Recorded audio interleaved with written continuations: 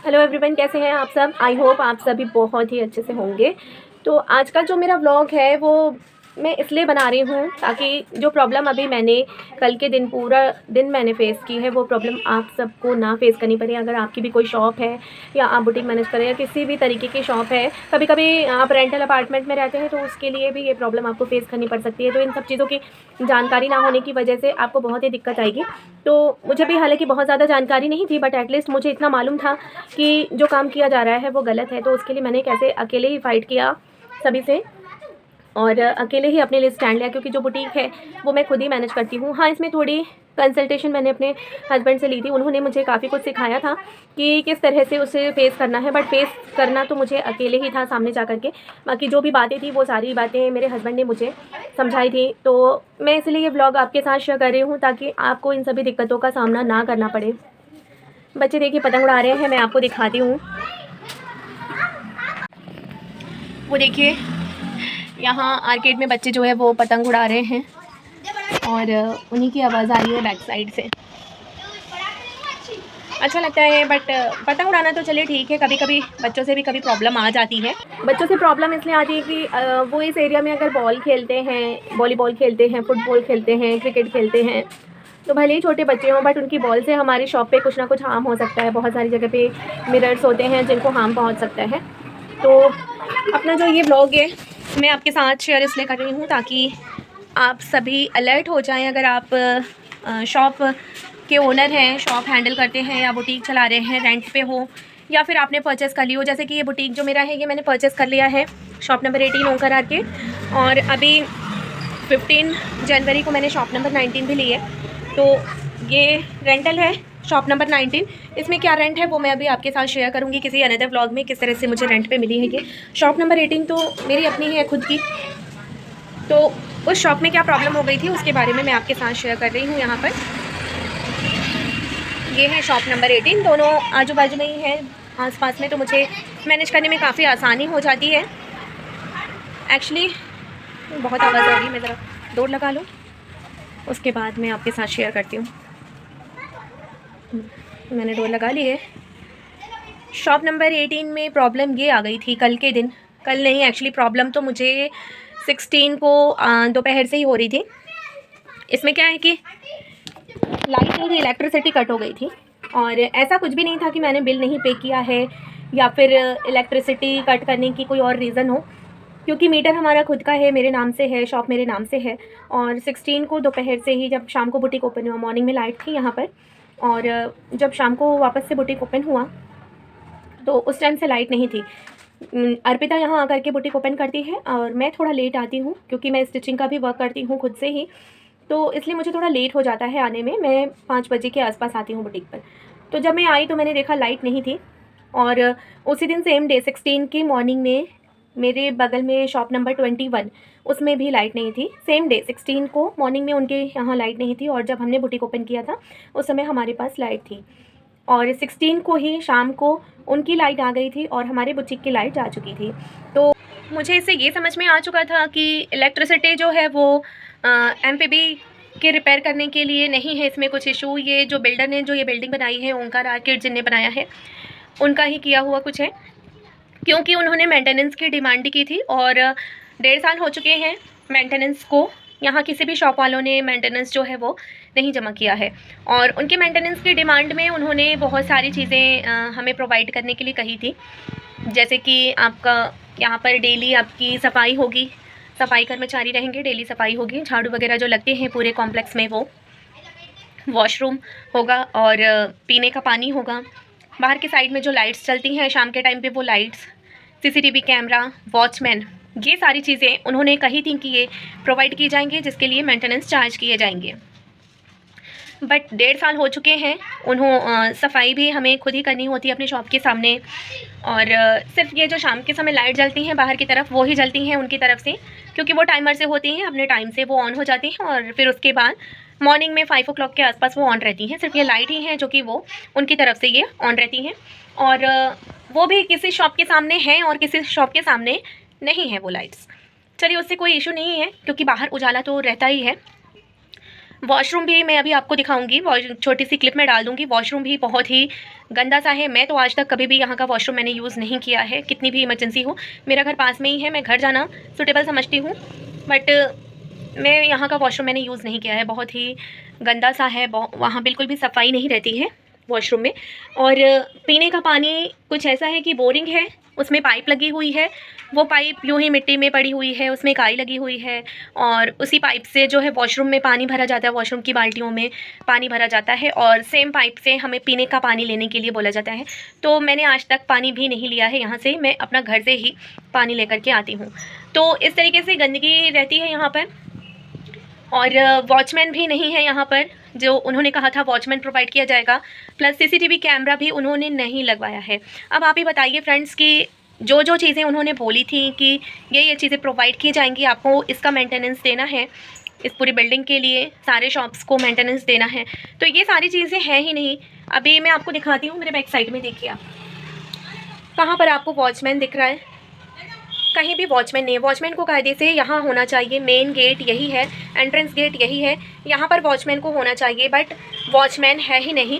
आपने मेरे किसी भी वीडियो में, जो मैंने बुटीक से रिलेटेड कोई भी वीडियो डाले हैं, कहीं पे भी आपको वॉचमैन नहीं दिखेगा, क्योंकि वॉचमैन यहाँ पर है ही नहीं। प्लस ये जो अमूल की शॉप पे आपको दिख रही होगी, ये जो अमूल की शॉप है, यहाँ पर जो उन्होंने एक कर्मचारी रख रखा है, लड़का है वो, उसके कुछ फ्रेंड्स आकर के, जो कि ठीक नहीं है, उनका नेचर ठीक नहीं है, और बहुत तरह के नशे करते हैं वो, सिगरेट वगैरह वगैरह वगैरह जो भी है, और गुटखा खाना, सिगरेट पीना, और 8-10 लड़के जो हैं वो यहीं पर रेगुलरली बैठे रहते हैं। अगर वॉचमैन होता तो वो यहाँ नहीं बैठते, या सीसीटीवी कैमरा भी होता तो हम कंप्लेन करते, कैमरे में रिकॉर्ड होती उनकी हरकतें। अंदर की साइड में सीढ़ी जिधर है, सीढ़ी की साइड में जाकर के, वो जस्ट मेरे बुटीक के बगल में ही, मैं आपको दिखाती हूँ, ये देखिए, यहाँ जस्ट मेरे बुटीक के बगल में ही सीढ़ी है, इधर मेरा बुटीक है और यहाँ सीढ़ी है। इस साइड में वो स्मोकिंग करते हैं खड़े होकर के। और बुटीक जो है कि मैं मैनेज कर रही हूँ, तो बुटीक मोस्टली वुमेंस बुटीक ही है, लेडीज़ फैशन बुटीक, तो गर्ल्स और औरतें आती ही हैं। इस तरह के अगर लड़के यहाँ बैठे रहेंगे दिन भर, तो उससे हमारे बुटीक का इंप्रेशन भी काफ़ी डाउन होगा। ये सारी चीज़ें हैं जो कि उनने मेंटेनेंस में देने के लिए बोली, और मेंटेनेंस के लिए नाम पर कुछ भी नहीं है, जिस वजह से हम इलेक्ट्रिसिटी बिल तो मैं रेगुलरली हर मंथली पे करते ही जाती हूँ, क्योंकि बहुत ज़्यादा हो जाते हैं तो बर्डन हो जाता है। और लाइट नहीं होने की वजह से 16 को इवनिंग में उनने लाइट काटी थी, और 16 को मैंने, सबसे पहले मुझे डाउट हुआ था कि ये बिल्डर का ही काम है, क्योंकि जहाँ पीछे की साइड में ताला लगा हुआ है, मैं आपके साथ क्लिप ऐड करती हूँ तो आप उसमें देख लीजिएगा। पीछे की साइड में जहाँ पर हमारे मीटर्स लगे हुए हैं, वहाँ पर ताला लगा हुआ है, और वो ताले की चाबी कायदे से जो यहाँ फैमिली उन्होंने रखी है देख रेख करने के लिए, उनके पास होनी चाहिए थी, बट ताले की चाबी उनने लॉक करके वो लेके अभी कल ही लेकर के गए हैं यहाँ से। मैंने पता लगाया तो मुझे ये पता चला। और एमपीबी में मैंने अपनी लाइट के लिए कंप्लेंट डाल दी थी, एमपीबी वाले आए भी थे, और मैंने कॉल लगाया था ऑफिस में, ओंकार आर्केड जिन्होंने बनाया है उनके ऑफिस में मैंने कॉल भी लगाया था, वहाँ पर रिसीव नहीं हुआ कॉल, और चाबी मुझे नहीं मिली, एमपीबी वाले जा चुके थे। फिर उसके बाद शाम का समय था, ये जो मेरे बैक साइड में आपको एक लाइट दिख रही होगी, ये इमरजेंसी लाइट है जो दिन भर चार्ज होती है, तो शाम को वो जल सकती है लाइट नहीं होने पे। तो सिर्फ इसी लाइट के बेसिस पर बुटीक जो है 16 को पूरा शाम तक ओपन रह पाया, और कस्टमर्स को भी काफ़ी दिक्कत हो रही थी, ठीक से सिलेक्शन नहीं हो पा रहा था, बहुत ही लॉस हो रहा था उसमें। फिर उसके बाद 17 को मैं 12 o'clock पे मैं बुटीक आई और खोला पहले बुटीक की, शायद लाइट आ गई हो, बट लाइट नहीं आई थी। मैं फिर पीछे जा कर के मैंने देखा तो ताला लगा हुआ था, और उसके बाद मैं डायरेक्ट मैं उस दिन, क्योंकि 17 को मैं बिल्कुल घर से सोच कर ही आई थी, क्योंकि जब 16 को शॉप नंबर 21 में मॉर्निंग में लाइट नहीं थी, और फिर शॉप नंबर 18 मतलब मेरे बुटीक में शाम को लाइट नहीं थी, तो मुझे उसी समय डाउट हो गया था कि ये बिल्डर का ही काम है। तो जब लाइट नहीं आई तो मैं डायरेक्ट बिल्डर के ऑफिस में ही गई, जो कि पास में ही है। तो मैंने बुटीक की लाइट पहले चेक की, पीछे का ताला चेक किया, उसके बाद मैं डायरेक्ट बिल्डर के ऑफिस ही पहुंची। वहाँ पे जब मैं गई तो यहाँ का ओंकार आर्केड का जो पूरा मेंटेनेंस, जो लेडीज़ है वो भी जो देख रही थी, उनसे मैंने डायरेक्ट बात की कि मुझे चाबी चाहिए, क्योंकि मैं एमपीबी में कंप्लेन किया है मैंने, एमपीबी वाले आएंगे और वो ताला खोलने के लिए मुझे चाबी चाहिए। वहाँ पर हमारा मीटर लगा हुआ है कायदे से। तो देखिए फ्रेंड्स कि मीटर आपका है, बिल आप पे कर रहे हैं, ताला वो नहीं लगा सकते हैं, कोई भी बिल्डर ताला वहाँ पे नहीं लगा सकता है। इन केस अगर सेफ्टी पर्पज़ से उसने ताला लगा भी दिया है तो चाबियाँ ऐसी जगह पे होनी चाहिए जहाँ से आपको किसी भी टाइम ईजिली अवेलेबल हो जाए। तो ये सारी चीज़ें आपको समझनी होगी, सोचनी होगी। अगर आपको भी कहीं ना कहीं, अगर आप रेंट पे रह रहे हो, अपना घर हो या अपनी शॉप हो, कुछ भी हो, कहीं पे भी ये सारी बातें जो हैं वो आपको काम आ सकती हैं। तो मैं उनके शॉप गई, तो उनने बोला कि उनने चाबी की बात ना सुनकर बिना बोले ही उन्होंने डायरेक्ट मेंटेनेंस की बात की। उन्होंने कहा कि आपने पूरे साल से मेंटेनेंस नहीं जमा किया है। तो मैंने बोला किस चीज़ का मेंटेनेंस? उन्होंने मुझे रिप्लाई किया कि क्यों आप अपने शॉप के पास आप खुद से सफाई करते हैं? मैंने कहा जी हाँ बिल्कुल, मेरे पास अब 2 शॉप हैं, दोनों शॉप के सामने मैं खुद ही झाड़ू लगाती हूँ, खुद ही सफाई करती हूँ, आपकी तरफ से कोई भी सफाई कर्मचारी नहीं आता है। फिर उन्होंने मुझे बोला कि सीसीटीवी कैमरा। मैंने कहा कौन सा कैमरा? कौन सा कैमरा आपने लगवाया है? चल के आप दिखाइए कि यहाँ पे जो कैमरे लगे हैं उनमें से आपके द्वारा लगवाया गया कौन सा कैमरा है। फिर वो चुप हो गए क्योंकि उन्होंने कोई कैमरा लगवाया ही नहीं है। नेक्स्ट, उसके बाद उन्होंने बोला वॉचमैन। मैंने कहा वॉचमैन कौन है आपका? मैंने कहा क्योंकि जो फैमिली यहाँ रहती है, जो आदमी यहाँ रहता है, हम उसे ही वॉचमैन समझ रहे थे, जो कि यहाँ रहता ही नहीं है दिन भर। वो किसी और जगह काम पे जाता है और जितने भी टाइम यहाँ पर रहता है वो फुल टाइम ड्रंक रहता है। ड्रिंक करके वो अपने रूम में रहता है फुल टाइम। उसका रूम भी मैं आपको दिखाती हूँ इस क्लिप में। फुल टाइम वो ड्रंक करके वहीं रहता है। तो मैंने सेम ही रिप्लाई किया कि जिस वॉचमैन की आप बात कर रहे हैं वो तो फुल टाइम ड्रंक रहता है। तो उन्होंने बोला कि वो वॉचमैन नहीं है। तो मैंने कहा फिर कौन है वॉचमैन? अगर आपने कोई वॉचमैन रखा है तो आपको हमें ये जानकारी देनी चाहिए थी कि कोई वॉचमैन आपने रखा है। कोई भी आकर के खड़ा हो जाएगा वॉचमैन की जगह पे और हम सोचेंगे कि वो वॉचमैन है, जबकि वहाँ कोई वॉचमैन आता ही नहीं। तो वो कहते हैं वॉचमैन रात के टाइम पे जाता है। मैंने कहा कितनी रात को जाता होगा? 11 साढ़े 11 बजे तक तो मैं खुद आती हूँ बुटीक से। कभी कभी मुझे कुछ सामान लेना होता है, कुछ छूट जाता है कस्टमर का, जो कि मुझे नेक्स्ट मॉर्निंग ही देना होता है। तो 11 साढ़े 11 बजे मैं भी बुटीक आती हूँ सामान लेने के लिए, मुझे तो कोई वॉचमैन नहीं दिखता। फिर उन्होंने मुझे बोला कि वॉशरूम, पानी। मैंने कहा ओके ठीक है, आप अपने बॉस को बोलिए मेरे साथ अभी के अभी चले और उस वॉशरूम को यूज़ करके दिखाएं और वहाँ पे जो पीने का पानी प्रोवाइड किया जा रहा है उस पानी को पी कर दिखाएं, फिर मैं मेंटेनेंस के चार्जेस दे दूँगी। तो उनकी बिल्कुल भी उनके पास कोई रिप्लाई नहीं था, क्योंकि वो जानते थे कि ये सारी चीज़ें वो नहीं दे रहे हैं, हमें कोई सी भी सुविधा वो नहीं दे रहे। मैंने कहा कि प्लस आपका वॉचमैन होता तो जो हमारे बुटीक के बाहर जो फालतू के लड़के बैठे रहते हैं, स्मोकिंग करते हैं, गुटखा खाते हैं, तंबाकू खाते हैं और यहाँ बैठे रहते हैं, वो सारे लड़के जो हैं नहीं बैठते। अगर वॉचमैन होता तो उनकी वजह से भी बुटीक पे बहुत बड़ा जो है असर पड़ता है, क्योंकि बुटीक में लड़कियाँ और औरतें ही ज़्यादा से ज़्यादा आती हैं, तो बहुत असर पड़ता है इन सब बातों का। तो ये सारी बातें मेरे साथ हुई वहाँ पर। तो इन सब रीज़न की वजह से उन्होंने हमारे मीटर का जो है वो वायर कट कर दिया था और अभी भी वहाँ पे ताला लगा हुआ है, अदरवाइज़ मैं आपको दिखाती। तो मॉर्निंग में जब मैं उनके ऑफिस से निकल रही थी तो मैंने उन्हें वार्न करते हुए आई कि विदिन 10 मिनट्स ताला खुल जाना चाहिए, क्योंकि एमपीबी वाले आ रहे हैं और विदिन 10 मिनट्स अगर ताला नहीं खुलेगा तो मैं ताला जो है वो तोड़वा दूँगी। एक अकेली लड़की औरत जो भी समझ करके उन्होंने मुझे काफ़ी परेशान कर दिया, क्योंकि बहुत सारा काम होता है, बहुत सारे कामों का प्रेशर होता है हम औरतों पर। घर का भी काम है, बुटीक के भी बहुत सारे काम थे जो कि पेंडिंग हुए जा रहे थे, डिले हो रहे थे लाइट नहीं होने की वजह से। और लाइट मशीनें मेरी घर पर है, फिर भी यहाँ पर अगर लाइट नहीं है तो उसकी पूरा ध्यान मुझे ही रखना है। तो इस वजह से जो है मैं काफ़ी स्ट्रेस में थी और मैं बहुत ही अच्छे से उन्हें वार्न करते हुए आई कि अगर 10 मिनट्स के अंदर लाइट नहीं आ जाएगी तो मैं प्रॉपर एप्लीकेशन लेकर के आऊँगी और आप आकर के ताला खुलवाई। तो फिर मेरे साथ उन्होंने अपने इलेक्ट्रिशियन को भेजा मेरे पीछे पीछे। वो मेरा काम करने नहीं आया था। जो ऑब्जेक्शन मैंने वहाँ लिए थे वो सारे ऑब्जेक्शन मेरे बुटीक पहुँचने के 5 मिनट के बाद से ही सारे उन सब चीज़ों पे उनका ध्यान आना चालू हो गया था। उनका इलेक्ट्रिशियन तो मेरे जस्ट पीछे ही आया और उसने वॉशरूम में लाइट लगाई। वॉशरूम में लाइट लगाती हूँ, उसकी क्लिप मैं आपके साथ शेयर कर रही हूँ, आप देखिएगा वो किस तरह से, देखिए वॉशरूम में लाइट लगा रहा है। और वॉशरूम में लाइट भी टाइमर के साथ लगी हुई है, क्योंकि टाइमर के साथ ही वो चले। जब शाम को टाइमर वाली लाइट, जो बाहर की लाइट्स चलती हैं, वो जब जलेंगी तो वॉशरूम में लाइट जल जाएगी और मॉर्निंग में 5 साढ़े 5 बजे तक वो जलती रहेंगी, उसके बाद ऑटोमेटिकली बंद हो जाएगी। इन केस अगर दिन के समय में हमें उस लाइट की ज़रूरत पड़ी तो हम ऑन ऑफ नहीं कर सकते हैं, क्योंकि वो सिस्टम प्रोवाइड नहीं किया गया है। फिर भी उन्होंने लाइट लगवा ली वॉशरूम में जब मैंने ऑब्जेक्शन लिया तो।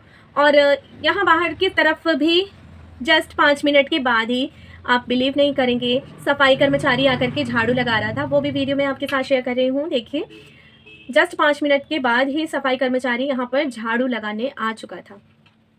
इन सब चीज़ों के बाद कुछ देर के बाद 10-15 मिनट के बाद उनकी एक पूरी टीम यहाँ आई थी, जो कि सीसीटीवी कैमरास कहाँ लगाने हैं उसके बारे में डिस्कस करने के लिए। अब आप खुद ही सोचिए कि जो फैसिलिटीज़ उन्हें पहले से ही प्रोवाइड कर देनी चाहिए थी, वो मेरे अकेले के इतने अच्छे से ऑब्जेक्शन मैंने लिया था। अभी तो मैं ऑन कैमरा आपको बता नहीं पा रही हूँ कि मैंने लाइफ़ में फ़र्स्ट टाइम किसी से इतनी रूडली और इतनी तेज़ आवाज़ में मैंने बात की थी। वो भी बिल्कुल सही थी मैं इसलिए, अगर मैं गलत होती तो शायद मैं बिल्कुल ही नहीं बोल पाती। तो इन सब चीज़ों के लिए आपको भी कहीं न कहीं, कभी न कभी लाइफ़ में फ़ेस करना पड़ सकता है, इसलिए मैं आपके साथ ये सारी बातें शेयर कर रही हूँ। और ये व्लॉग बनाने का मेरा मोटिव ही यही था कि आप लोगों से मैं ये शेयर करूँ अपनी प्रॉब्लम, कि आपको भी कभी प्रॉब्लम हो तो आपको समझना और सॉल्ट आउट करना आसान हो। यहाँ बहुत सारी शॉप जो रेंट पे गई हुई हैं, उनके शॉपकीपर पूरे पैसे, मेंटेनेंस के पूरे पैसे ले रहे हैं, बट वहाँ ऑफ़िस में जमा नहीं कर रहे हैं। तो ये भी गलत बात है, अगर आप वहाँ जमा नहीं कर रहे हो तो आप शॉप का मेंटेनेंस लो भी मत। अगर आप इन केस अगर आप जमा कर भी रहे हो, इनसे मेंटेनेंस लेकर के अगर आप जमा कर भी रहे हो, शॉपकीपर जो हैं अगर उनने रेंट पे चलाई है और रेंट में मेंटेनेंस लेके अगर वो जमा कर भी रहे हैं ऑफ़िस में, तो शॉपकीपर की ज़िम्मेदारी है कि एट लीस्ट वो मंथ में एक बार आकर के इधर का मोनेटाइज़ेशन करे जहाँ उसकी शॉप है, कि जिस चीज़ का वो मेंटेनेंस दे रहा है वो फैसिलिटी इस एरिया में है कि नहीं है। आखिर वो इतना मेंटेनेंस क्यों दे रहा है? क्यों शॉप चलाने वाले को इतनी प्रॉब्लम आती है? तो ये तो बातें हैं कि जो बहुत ध्यान देने वाली हैं। तो उनकी जो पूरी टीम आ गई थी और चारों साइड कॉम्प्लेक्स के चारों तरफ वो ये देख रहे थे कि सीसीटीवी कैमरास कहाँ लगाने चाहिए, उनको डिस्कस कर रहे थे। इतनी देर में उनका जो इलेक्ट्रीशियन था वो जा चुका था वॉशरूम में लाइट लगाने के बाद, और ताला उसने फिर से लगा दिया था मीटर में। अभी ये मेरा स्ट्रगल जो है यहीं पे ख़त्म नहीं हुआ, इसीलिए अभी मैं और शेयर कर रही हूँ आपके साथ। उसने वापस से ताला लगा के मीटर वाले रूम में वापस से ताला लगा करके वो जा चुका था कहीं, उनका इलेक्ट्रीशियन। और इतने में ही एमपीबी वाले आ गए थे। मैंने कॉल करके बोला कि अगर 2 मिनट में ताला नहीं खुलता है तो मैं ताला तोड़वा दूँगी। तो उन्होंने बोला आप ताला नहीं तोड़वा सकती। तो मैंने कहा मैं ताला तोड़वाऊँगी, कायदे से तो आप ताला लगवा भी नहीं सकते। मीटर हमारा है, हमारे नाम पर है, बिजली का बिल हम पे कर रहे हैं और ये पूरा एमपीबी वालों के द्वारा हैंडल किया जाता है। उस जगह पे लीगली आप ताला नहीं लगा सकते हैं जहाँ पर आपने ताला लगाया है। अगर विदिन 2 मिनट्स ताला नहीं खुलता है तो मैं ताला तोड़वा दूँगी, और अगर आपने ताला तोड़ने में कोई ऑब्जेक्शन लिया तो मैं लीगली एक्शन लूँगी और आपके बॉस से डायरेक्टली आकर के मिलूँगी। आप लोगों से मुझे बात नहीं करनी। ये सारी बातें मैंने फ़ोन पे बोली और एमपीबी वाले जो भैया थे, उनको मैंने बोला भैया आप ताला तोड़ दो। तो वो ताला तोड़ने जा भी रहे थे, बट उनकी जो टीम आई हुई थी कैमरा का मोनेटाइजेशन करने के लिए, वो टीम का एक सदस्य उन्हें रोका ताला तोड़ने से। तो एमपीबी वाले भैया ने कहा कि हमारे ट्रांसफार्मर से कोई मिस्टेक नहीं है, सारे फेसेस बिल्कुल सही आ रहे हैं, जो भी मिस्टेक है वो मीटर के पास ही है। ताला खुल जाए तो आप इनको ही बोलिएगा कि ये ठीक करके जाएँ। एमपीबी वाले भैया चले गए। मुझे और भी बहुत ज़्यादा स्ट्रेस हो रहा था, मैं बहुत ही गुस्से में आ चुकी थी क्योंकि मैं पिछले 2 घंटे से स्ट्रगल कर रही थी इस चीज़ के लिए। 12 बजे से 2 बज चुके थे इस चीज़ के लिए मुझे स्ट्रगल करते हुए, जो कि आधे घंटे का काम क्या 5 मिनट का भी काम नहीं था, क्योंकि ये उनके द्वारा ही पूरा सिस्टम जो है बिगाड़ा गया था मेरे बुटीक की लाइट का। वो चाहते तो मेरे इतने बोलने पर खुद ही आकर के ठीक कर देते, बट उन्होंने ऐसा नहीं किया। फिर उसके बाद मैंने तुरंत कॉल लगाया उसे, जो भी यहाँ का मेंटेनेंस हैंडल करती हैं मैम, मैंने उनको तुरंत फिर से कॉल लगाया और मैंने कहा कि आधे घंटे और मैं यहाँ रुकूंगी। आधे घंटे के अंदर अगर मेरे बुटीक में लाइट नहीं आई तो फिर मैं लीगली एक्शन लूंगी, पुलिस कंप्लेंट डालूंगी कि आपने हमारे मीटर पर बिना हमारी परमिशन का ताला लगाया है, और आपके बॉस से आकर डायरेक्टली मिलूंगी विथ एप्लीकेशन। तो और इतना बोलकर मैंने फ़ोन कट कर दिया। उसके विदिन 5 मिनट्स में ही बुटीक में लाइट आ गई। क्यों? क्योंकि ये उनके द्वारा ही किया हुआ था। वो हमें परेशान करने के लिए, मेंटेनेंस के लिए हमें परेशान करने के लिए उन्होंने ही मीटर के पास से वायर जो है वो कट कर दिया था। अभी मैं आपको दिखाना चाहती थी कि कहाँ से वायर कट हुआ था, बट अभी फिर से उनने वही किया है, ताला लगा करके चाबी वो ले जा चुके हैं। फिर भी मैंने वहाँ कंप्लेंट डाल दी है कि ताले की चाबी ऐसी जगह होनी चाहिए कि हमें एनी टाइम अवेलेबल हो। अगर मैं नाइट में भी बुटीक आकर के काम कर रही हूँ और बुटीक में लाइट नहीं है तो मुझे मीटर देखने का पूरा अधिकार है, मुझे नाइट में भी वो कीज़ चाहिए होंगी। तो कीज़ ऐसी जगह होनी चाहिए जहाँ से मुझे ईज़िली मिल जाए। तो ये सारी प्रॉब्लम थी जो पिछले 2 दिनों से मैं फ़ेस कर रही थी। 16 को तो मैंने मैनेज कर लिया, 17 का भी पूरा मेरा आधा दिन यूँ ही निकल गया। 3:30 बज गए थे, 3:30 तक मैं घर पहुँची, मेरे बच्चों के आने का टाइम हो गया था स्कूल से।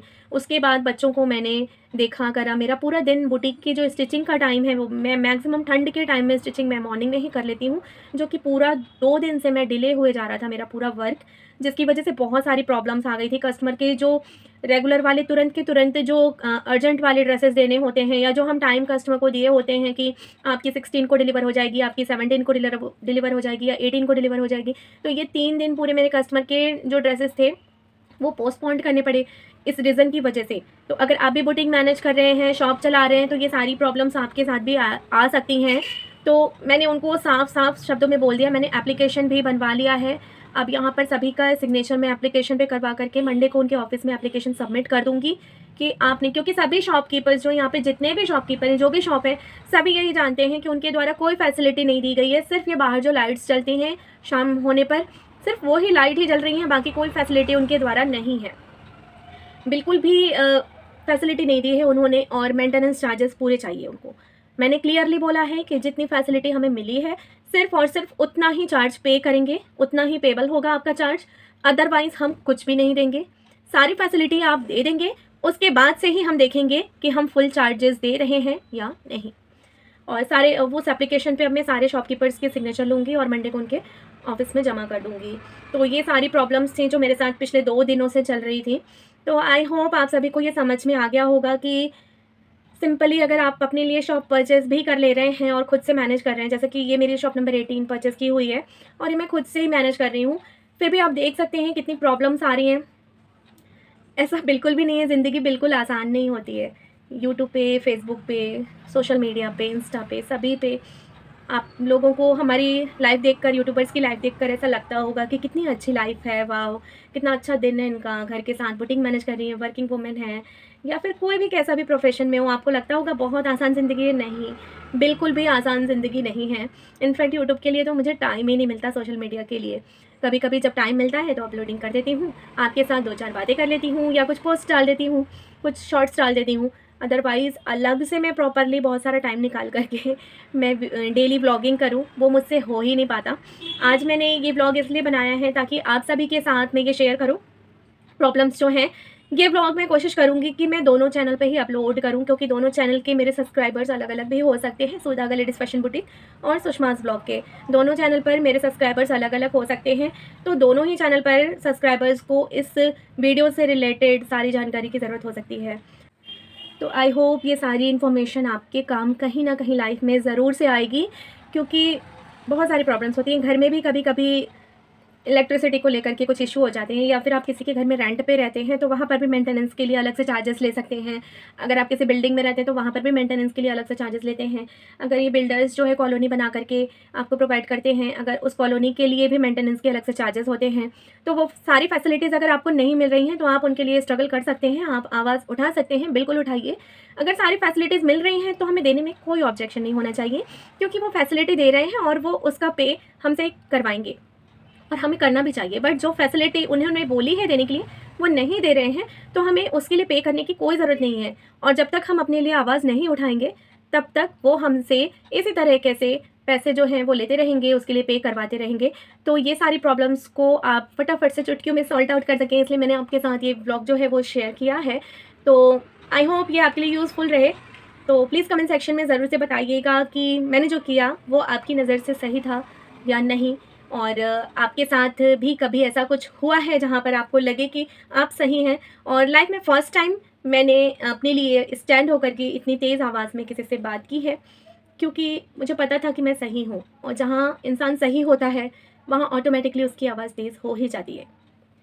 तो मिलते हैं आपसे अपने नेक्स्ट व्लॉग में। Thanks for watching.